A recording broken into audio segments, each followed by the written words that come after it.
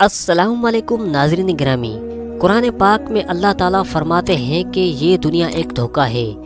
دجال کی معنی دھوکہ ہی ہے، جس کا مطلب جیسے سونے کی کوئی چیز ہو لیکن اندر سے لوہا ہو، یعنی اصل چیز کو چھپا دینا دھوکہ کہلاتا ہے۔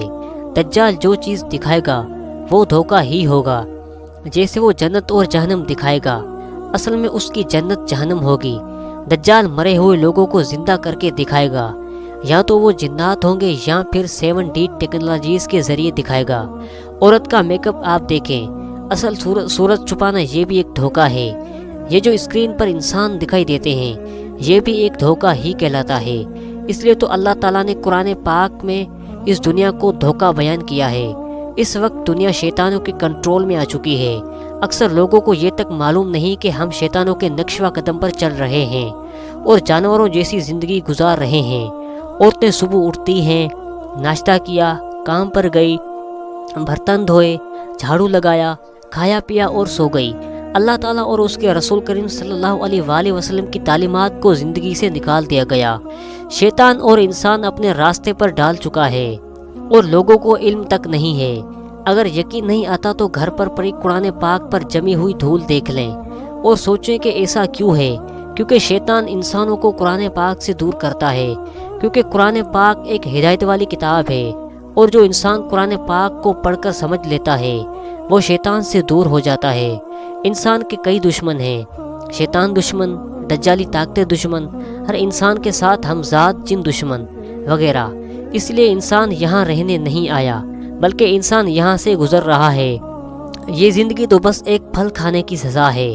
زندگی ہی یہاں سدا رہنے والوں کا فیصلہ کرے گی کہ انسان کو جنت میں جانا چاہیے یا پھر جہنم میں۔ دوستوں، آدھا وقت گزر چکا ہے اور آدھا گزر رہا ہے۔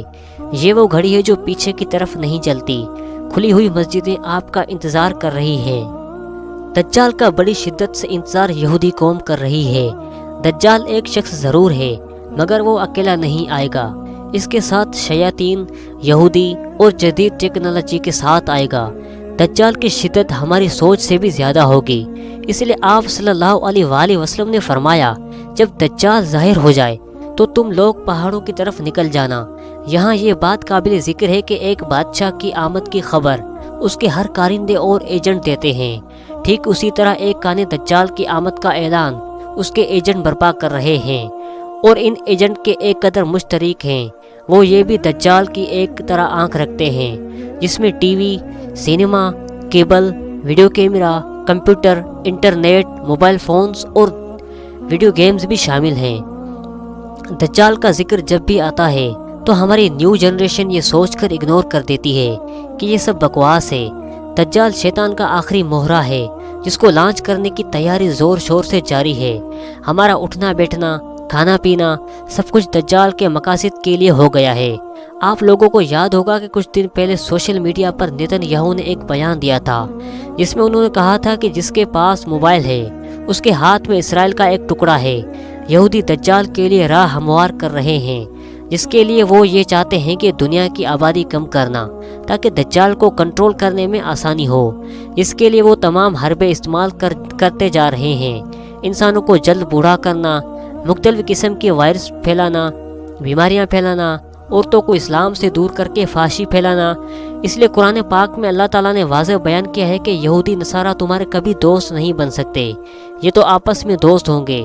اللہ تعالیٰ ہمارے مسلمانوں کو ہدایت دے کہ وہ ان یہودیوں کے خلاف ہو جائیں اور اسلام پر عمل کر کے اپنی زندگی بسر کریں، آمین۔ تو یہ تھی ہماری آج کی دلچسپ ویڈیو۔